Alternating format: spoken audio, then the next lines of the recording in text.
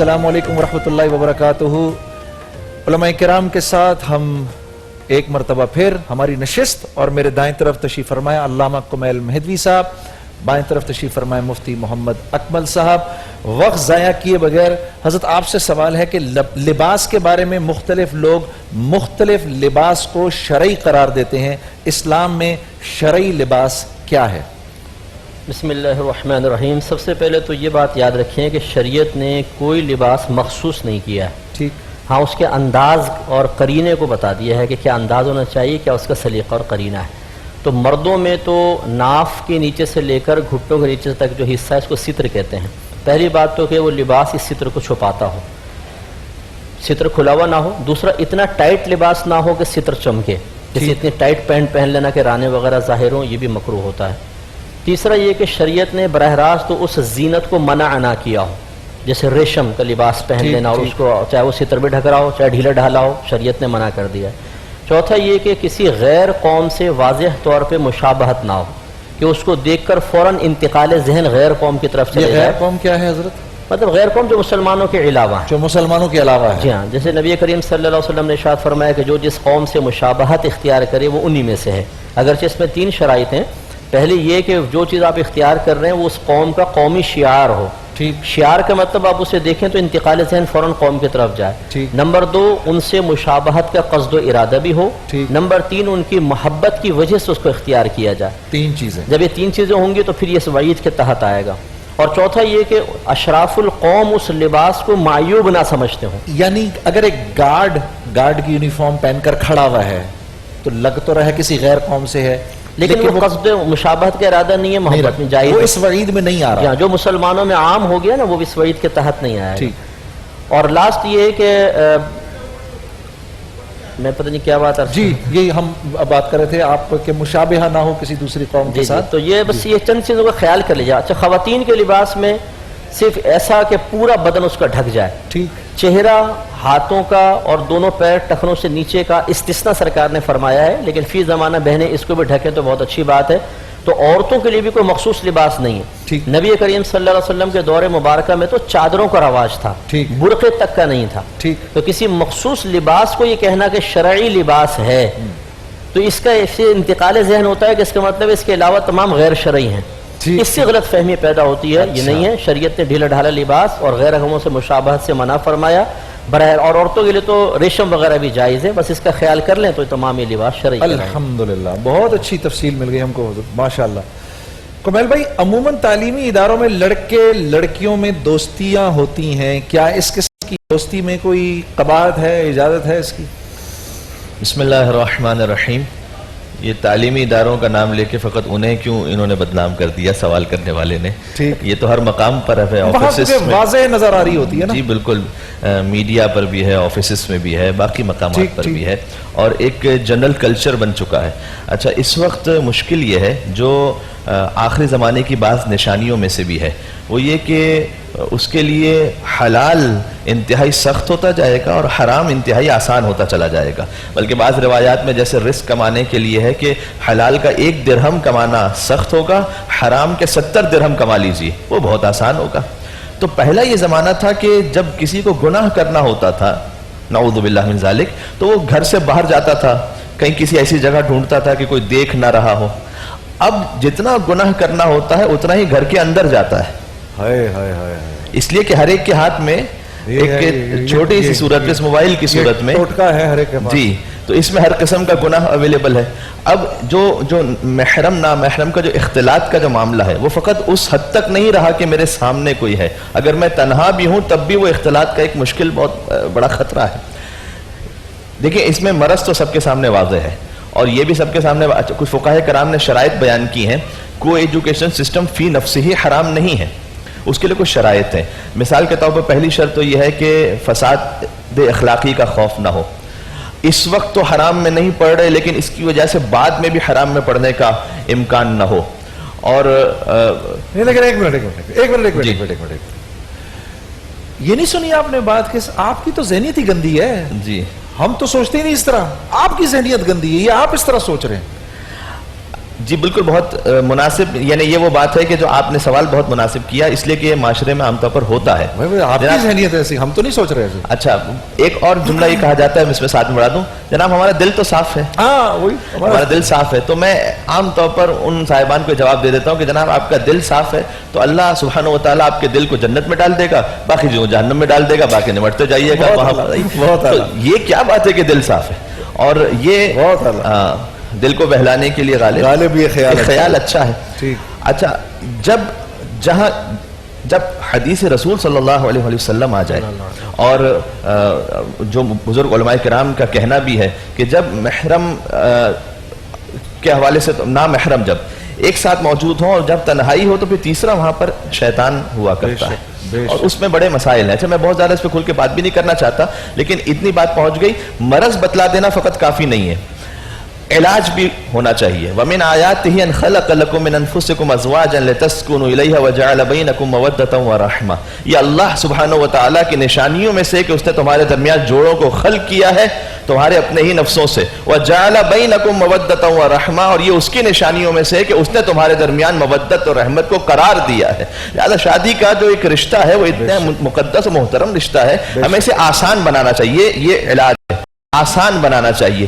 جہیز اور باقی پریشانیوں سے لاکھوں روپے کے خرچے, اب جناب ایک لڑکا اور لڑکی فرض کیجئے رشتہ ازدواج میں آسانی سے بن سکتے ہیں, تب بھی وہ حرام میں مبتلا اس لیے ہو رہتے ہیں کہ ان کے والدین مثال کے طور پر بلا وجہ کی رسومات لے آتے ہیں, جہیز کے معاملات آ جاتے ہیں, تو اس میں بڑا خیال کرنا چاہیے ان چیزوں میں. بہت اچھے, بہت اچھے. وسیم کہاں ہیں آپ؟ جی وہ سوالات تم نے کچھ دیے ہیں آڈینس کو, تو وہ جی جی میرا سوال یہ ہے کہ ایک لڑکی ہے جس کی خلا ہو گئی ہے اور اس نے عدت بھی نہیں کی ہے اور فوراً اس کی کہیں اور شادی ہو گئی, تو کیا یہ صحیح ہے؟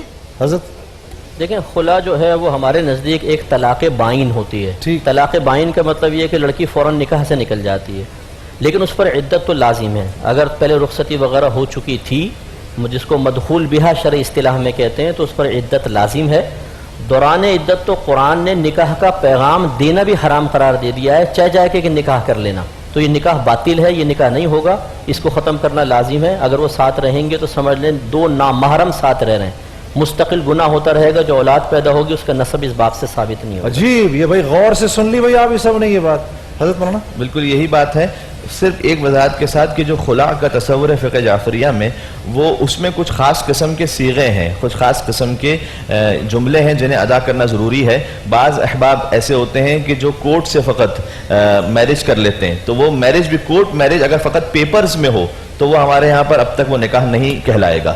اور اسی طریقے سے اگر طلاق بھی فقط پیپرز میں ہو جائے تو وہ گورنمنٹ کے قانون کے اعتبار سے تو چلے وہ معاملہ ہو گیا, لیکن جو شرعی طور پر ہے اس کے جب تک وہ صیغے دو چار جملے جاری نہ کیے جائیں کہ جو کتابوں میں ہیں, اس وقت تک یہ نہیں ہوگا. تو یہ احتیاط کرنی چاہیے. جی جی السلام علیکم. میرا سوال تھا کہ اعتکاف سے متعلق, کھڑے ہو کے اعتکاف سے متعلق کچھ بتائیں, خاص کر کے عورتوں کے اعتکاف سے متعلق, کہ وہ کس حد تک اپنے گھر والوں سے مل سکتی ہیں اور کیا کیا پابندیاں ہیں اس میں. دیکھیں, عورتوں کے اعتکاف گھر پر ہوگا تو مسجد کے اندر کرنا مکروہ ہے, کیونکہ فتنہ فساد کا سبب ہے. اس کے لیے انہیں گھر میں ایک نماز کی جگہ مخصوص کرنی ہوگی جس کو مسجد بیت کہتے ہیں.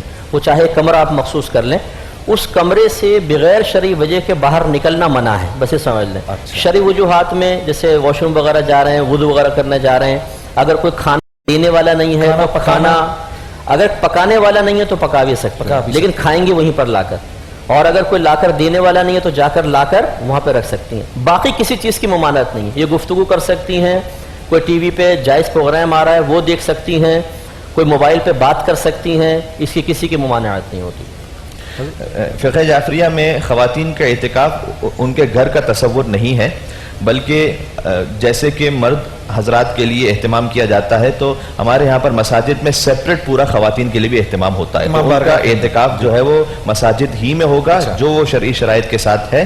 گھر کے اعتکاف کا تصور ہمارے یہاں نہیں ہے.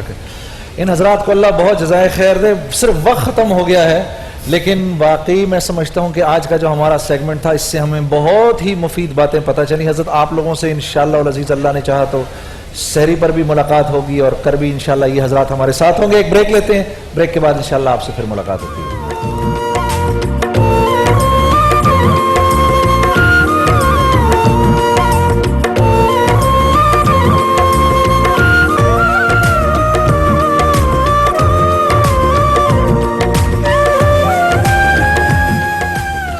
अस्सलामु अलैकुम वरहमतुल्लाहि वबरकातुहू। अज़ीज़ान गिरामी, ये हमारा नेकी का सेगमेंट और हमारे साथ हमारे मेहमान आए हैं, इनसे इंशाअल्लाह भी आपकी इंट्रोडक्शन करवाएंगे, आपसे बात करवाएंगे। इससे पहले मैं अपने एक दोस्त, बहुत प्यारे बुजुर्ग भी, मेरे मोहसिन भी, मौलाना ताहिर अशरफी साहब, इनसे आपकी बात करवाऊंगा।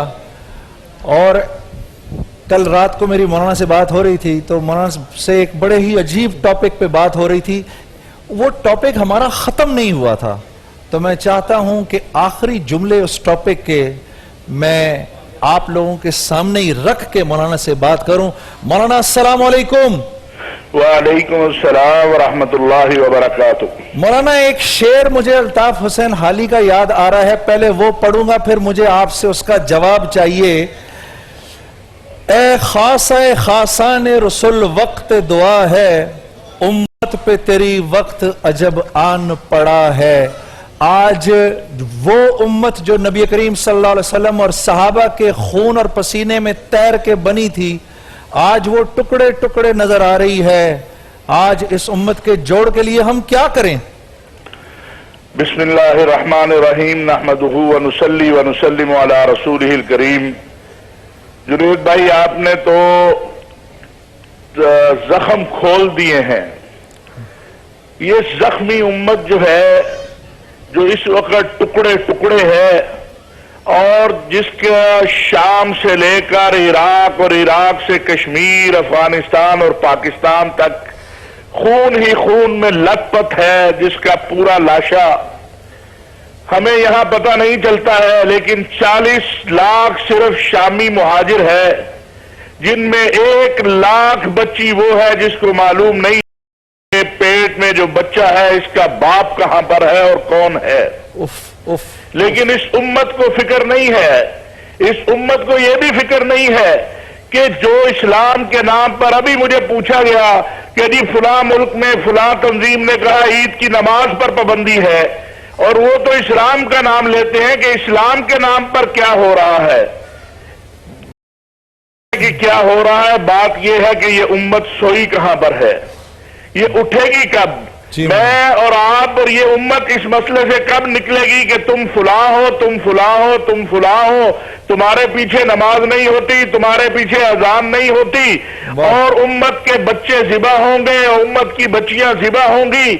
मुझे मेरा सर शर्म से पिछले साल झुक गया जब लंदन में एक कॉन्फ्रेंस हुई कि जो जंग के दौरान बच्चियों से रेप होता है, उस जंग के दौरान रेप को रोकने के लिए कोशिश की जाए।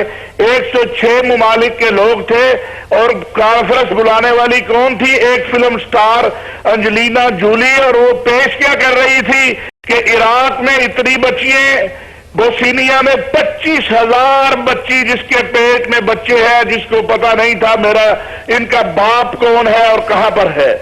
इस उम्मत को जो हम सुनाते हैं कि एक आवाज पे मोहम्मद बिन कासिम आ गया, आज मुझे आप बताइए कि ये उम्मत इस तरह तकसीम हो गई है कि ना मस्जिदें इसकी बाकी रही, ना इमाम बारगाहें बाकी रही। जुमे में बच्चे को देखते हैं तो डर लगता है, माँ बच्चे को मस्जिद जाने से इसलिए नहीं रोकती कि वो लादीन है, वो इसलिए रोकती है कि कहीं बम का शिकार ना हो जाए, वो इसलिए रोकती है कहीं गोली के शिकार ना हो जाए।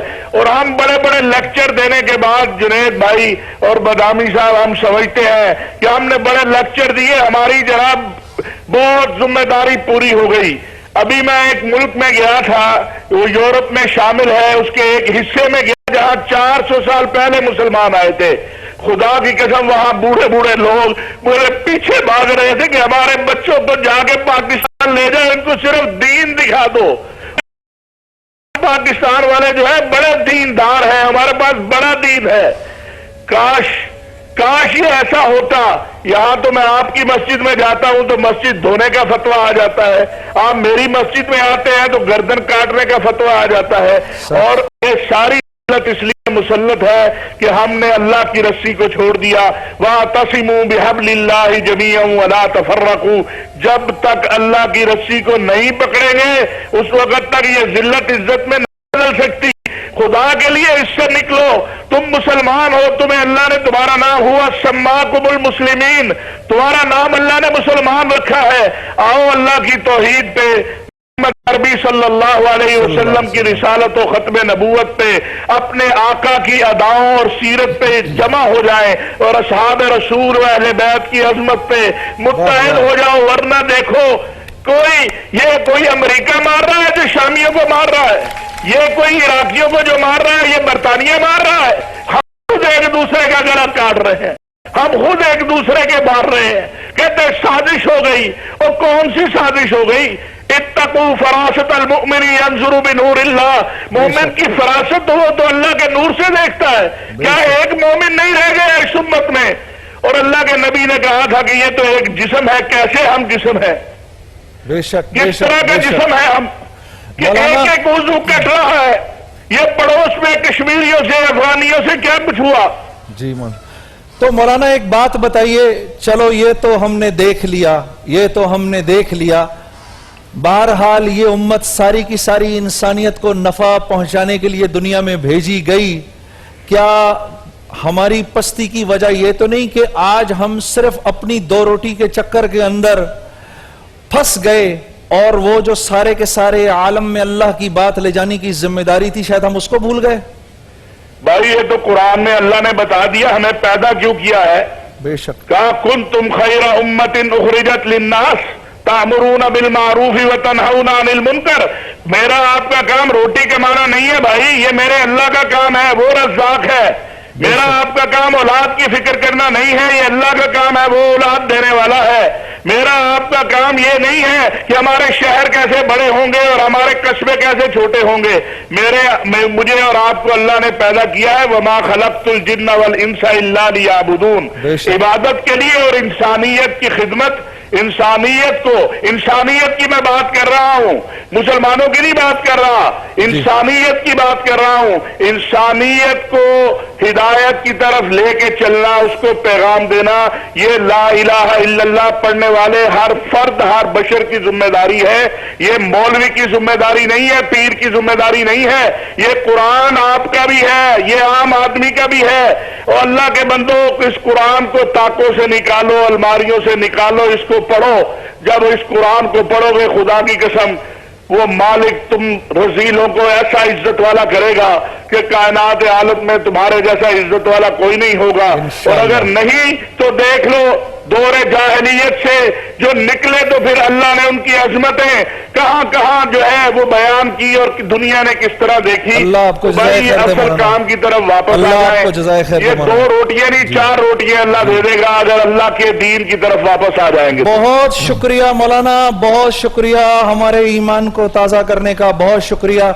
सुन लिया मेरे दोस्तों आपने, ये इस्लामी जमहूरिया पाकिस्तान हर उस इंसान का है जो इसमें रहता है, चाहे वो मुसलमान है या नहीं, चाहे वो किसी भी फिरके से, किसी भी मसलक से, किसी भी जुबान से उसका ताल्लुक है, अगर वो मुल्क खुदादाद पाकिस्तान में रहता है तो ये पाकिस्तान उसका पाकिस्तान है। मौलाना एक बार फिर बहुत शुक्रिया। हमारा नेकी का सेगमेंट वसीम, आपके हमारे साथ ही हमारे मेहमान बैठे हैं। जी बिल्कुल, जिस दीन का तस्करा कर रहे थे, असर हाजिर के हवाले से बात कर रहे थे, जाहिर है उस दीन की तालीमात में से अहम तरीन यही है, बल्कि एग्जैक्टली जिस मौजू पर बात हो रही थी उसी से मुत्तसिल करते हैं आज के इस सेगमेंट को भी जी, कि शायद वो एक उस जज्बे को मजीद परवान चढ़ाने की ज़रूरत है कि हम अपने दीगर मुसलमान भाइयों बहनों की बिला तफरीक रंग, नस्ल, मसलक, मजहब, फ़िरका मदद करें, उनकी हेल्प करें। माशाअल्लाह। अब तो वैसे आखिरी 6-7-8 दिन रह गए माशाअल्लाह। आज हमारे साथ ही हमारे जो 2 मेहमान मौजूद हैं, मैं इनका पहले क्विकली तारुफ करा देता हूं ताकि फिर हमारी टेलीफोन कॉल्स ऑन हो जाएं, फिर लोग कॉल्स कर सकें और फिर ज़रा इनसे मुख्तसर सी हम बातचीत भी कर लेंगे। सोनिया बेगम साहिबा हैं हमारे साथ यहाँ पर मौजूद, और ये इनके 2 बच्चे हैं, ये इनके हस्बैंड हैं। इस बच्चे को, हमारे शहजादे को, इसको गर्दन तोड़ बुखार है, जिसकी वजह से अभी ये जिस हालत में है आपके सामने है। अस्सलाम वालेकुम। ये इसको कब से है ये मसला है तकलीफ? माइक ज़रा करीब कीजिएगा। یہ پیدائش کے بعد ہی اس کو ہو گیا تھا, گردن تو بخار ہوا تھا 15 دن کے بعد, پھر اس کا جگر کا پرابلم ہو گیا تھا. مطلب کافی حد تک یہ ہم لوگ بھاگتے رہے دوڑتے رہے اس بچے کے لیے اپنے, اس کے بعد یہ پیرالائز ہو گیا. جی یہ نہ چل سکتا ہے نہ بول سکتا ہے. اچھا جی تو ڈاکٹرز نے یہ کہا صرف تھا, وہاں سے یہاں لانے میں بھی بڑی دقت ہو رہی تھی ہمیں, جی اٹھا کے. اور تو ڈاکٹرز نے کہا ہے کہ انشاءاللہ اگر علاج کرائیں صحیح پراپر طریقے سے تو یہ صحیح ہو سکتا ہے. اور ڈاکٹر نے علاج کے حوالے سے کیا بتایا ہے؟ علاج کے حوالے سے بتایا ہے کہ اس کی فزیو تھراپی نہیں چھوٹنی چاہیے کسی بھی قیمت پر.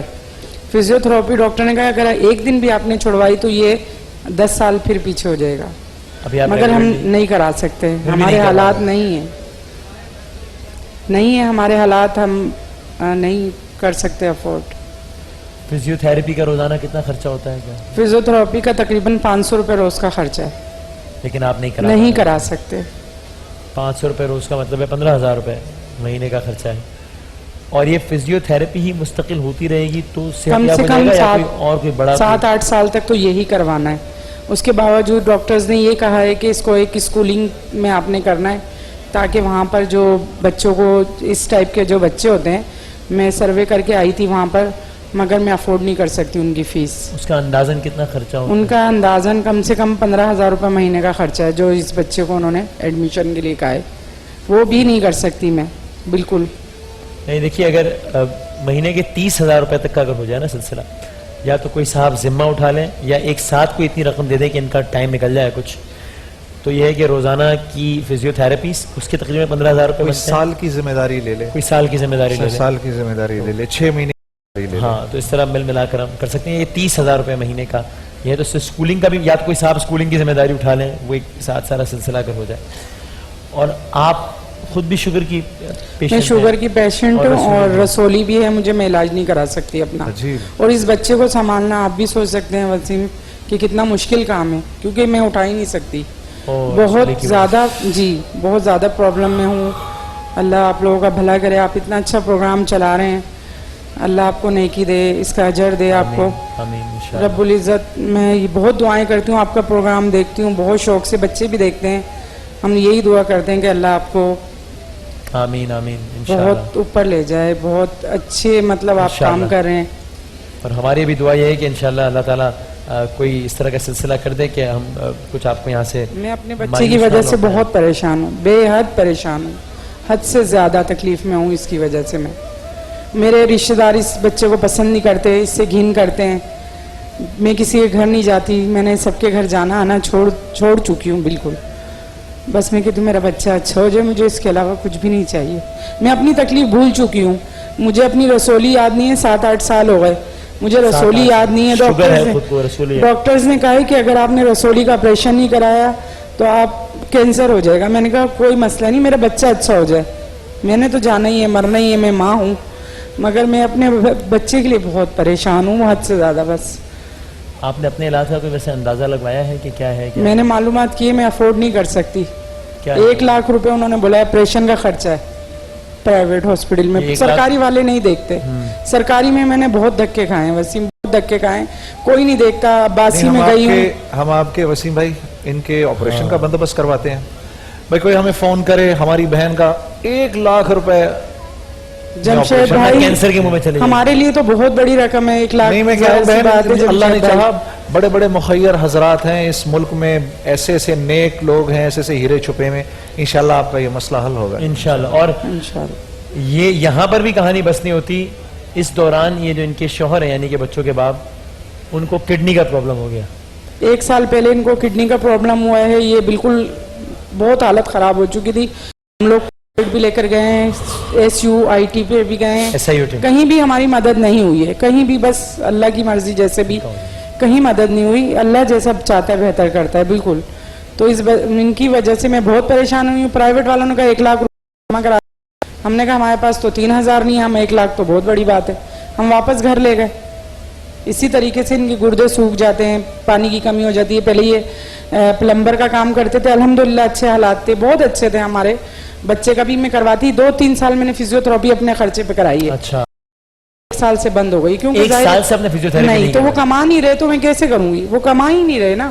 وہ کماتے تو ہمارا گھر کا رینٹ کا ये 8,000 घर का खर्च वो किराया अभी है। किस तरह का काम कर सकते हैं ये, क्या कुछ है कोई इस तरह की? हल्का फुल्का काम कर सकते हैं कि कोई सवारी हो अपने चला लें, कुछ कर लें, मगर ये तो नहीं कर सकते। मेहनत का काम है, हथौड़े चलाते थे। सवारी वगैरह कोई तो चला लेंगे, जी जी रिक्शा वगैरह हो या जी कुछ जी। इसके अलावा मतलब ये हथौड़े वगैरह अब नहीं चला सकते हाँ, क्योंकि नंबर का काम requires a lot of ji. Effort ना। बहुत अच्छा लाते। प्लॉट था, मेरा प्लॉट था, मैंने कहा एक घर बनाऊंगी कभी जिंदगी में, अल्लाह घर देगा। मैंने एक बच्चों के लिए किया था कि एक घर हो जाएगा इन बच्चों का, नहीं वो प्लॉट भी बेच दिया, मैंने अपने बेटे पे लगा ये दिया। बात करेगा उससे? ये समझता है आप बात। अस्सलाम वालेकुम। यस, हेलो, कैसे हैं आप? ये सारे आपके लिए बहुत खुश हैं, सब आपके लिए तालियां बजाएंगे। देखें, ये देखें, आ रहे हैं। अच्छा लग रहा है यहाँ के?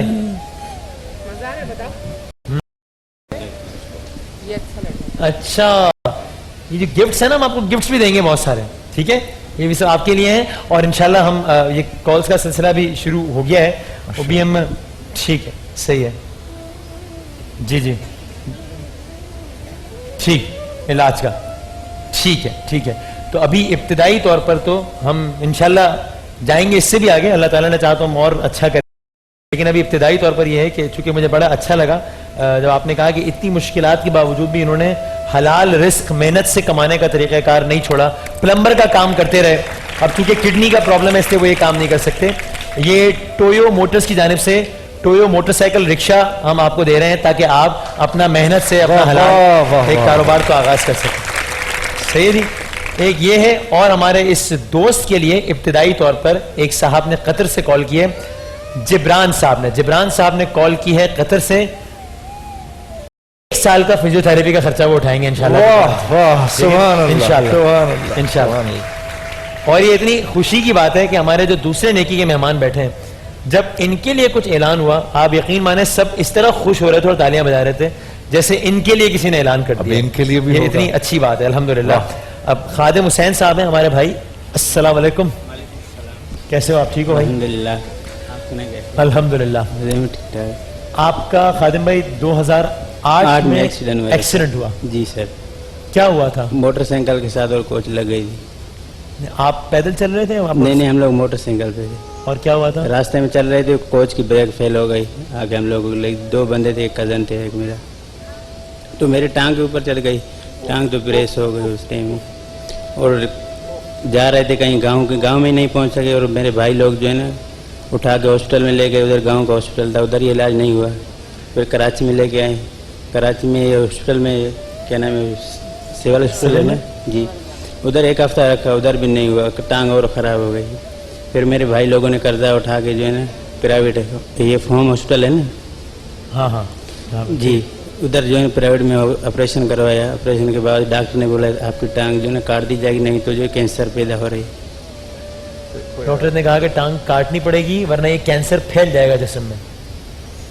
बिल्कुल प्रेस हो गई दिन से, और ये टांग भी टूटी हुई, ये बाजू भी टूटा हुआ है, ये यहाँ से बाजू टूटा हुआ था, कमर टूटी हुई थी, बिल्कुल एक हड्डियाँ टूटी हुई थी। ये यहाँ से टूटी हुई टांग, ये देखना ये बाजू।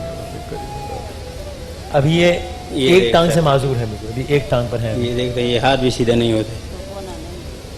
अच्छा, कोहनी नहीं है इस हाथ की? जी, सही से। और कोहनी नहीं है हाथ की। और जो है ना इलाज करवा के अभी जो है ना एक बीच में हुआ, तकरीबन 2013 में एक ऑपरेशन रहता था, ये जो है ना टांग में एक स्क्रू रह गया था। हाँ। उसके लिए किसी ने ऑपरेशन करवा दिया, लेकिन जो है ना अभी शुक्र अल्हम्दुलिल्लाह, अल्लाह के बहुत एहसान है हमारे पर।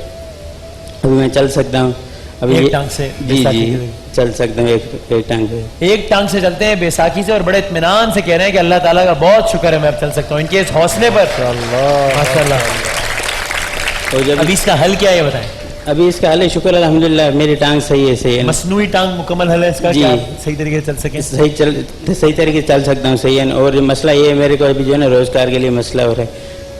सही है, मेरे भाई लोग भी हैं उधर गांव में थे, 2 भाई लोग थे, वो भी जो है बिल्कुल तंग आके, फिर मेरे चाचू आके गांव में बोला मेरे पास चल, तू 5-6 महीने गुजार गया मेरे पास। मैंने कहा सही है चाचू चलता हूँ। फिर मेरी वालदान भी मेरे साथ आ गई। उन भाई लोगों के भी छोटे छोटे बच्चे थे, और मेरे चाचू के माशाल्लाह 8 बेटियाँ हैं। माशाल्लाह। اور چاچو جی ساتھ ہوتے ہیں آپ؟ ایک بیٹا یہ ماشاءاللہ مستری کا کام کرتا ہے, میرا بھی خرچہ اٹھایا, والدین کا بھی خرچہ اٹھایا. اس کا بہت بہت شکر گزار ہوں میں کہ اللہ نے جو ہے سارے جو بھی اللہ کی امید ہے اس کو جو ہے چاچا ملے میں. ان کے چاچو ہیں جن کے اپنے جی سر. 8 بچے ہیں. جی سر 8 بیٹی ہیں. 8 بیٹے ہیں, یہ ایک بیٹا ہے سر. اور پھر بھی جو ہے وہ انہوں نے یہ ان کا آسرا بنے ہوئے, ان کا سہارا بنے ہوئے, ماشاءاللہ زبردست. بہت میری ہیلپ کی ہے اس چاچو نے. اور خادم حسین اب چاہتا یہ ہے کہ اس کو ایک باعزت روزگار مل جائے. جی سر. یہ چاہتا ہے. ابھی آپ اور کیا کرتے ہو؟ ابھی تو فی الحال میں کچھ بھی نہیں کرتا, چاچو کے سہارے پہ چل رہا ہوں, شکر الحمدللہ. اور چاچو کیا کرتے ہیں ابھی؟ چاچو مستری کا کام کرتا ہے.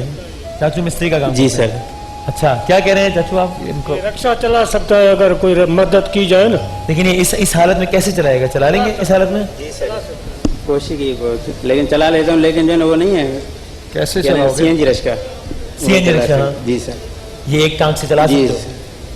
اچھا, اس لیے کہ ان کا بھی کہنا یہ ہے کہ علاج معالجے پر تو ٹھیک ہے, میں وہ تھوڑا بہت جو مدد کر دیں, لیکن میری پہلی خواہش یہ ہے کہ مجھے ایک باعزت روزگار مل جائے. اچھا, یعنی اس حالت میں جو شخص ہے وہ یہ نہیں کہہ رہا کہ میرا پہلے مصنوعی ٹانگ لگوا دو, کچھ کر دو, کہہ رہے ہیں وہ سب ٹھیک ہے, ہو جائے تو بہت اچھا ہے, پہلی میری خواہش ہے کہ ایک باعزت روزگار مل جائے. میں آپ لوگوں سے یہی دست بستہ گزارش اس لیے بھی کرتا ہوں کہ یہ اتنے کرب سے گزر رہے ہیں, ہر لمحہ کرب سے گزر رہے ہیں, اور اس کے باوجود بھی اگر ماشاءاللہ 2 اتنی باہمت اور عزم والی فیملیز یہاں پر آئی ہیں جو کہ چاہتی ہیں کہ ہم اپنا کمائیں, کسی سے مانگ کے نہ کھائیں, تو اس میں اگر کوئی بھی صاحب ہو جو اپنے طور پر کوئی روزگار دے دے اور جو تھوڑی بہت کچھ امداد کر سکے کہ ان کا کچھ سلسلہ چل جائے.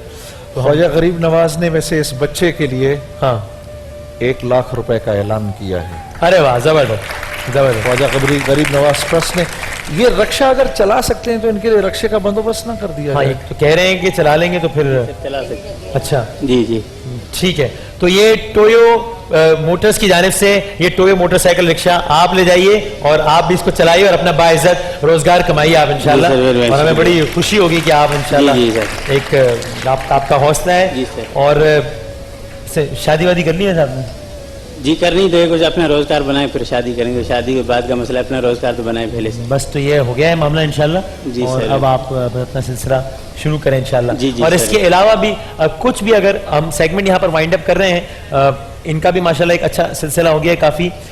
ان کا بھی جو اصل مقصد تھا باعزت روزگار کا وہ تو حل ہو گیا, لیکن اس کے ساتھ ساتھ بھی اگر کچھ تھوڑی امداد ہو جائے گی تو ذرا تھوڑا سا ایک کچھ مہینے کا ان کو اچھا ایک سلسلہ چل پڑے گا, پھر تو باقاعدہ روزگار ہو جائے گا اور اچھا ہو جائے گا. تو اگر کچھ پیسے ہو جائیں میں اس کے لیے بہت شکر گزار رہوں گا.